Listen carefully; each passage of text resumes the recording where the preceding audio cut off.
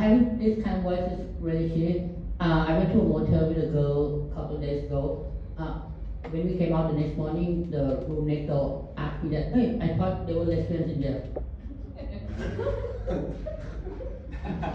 And the more, yeah, seriously.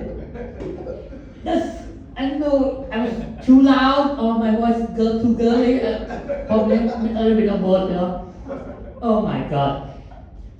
The worst part is if you meet a girl and her voice is, hello, hey, my name is Anna. I'm like, hi, I'm Casey, how are you doing? Yeah. Really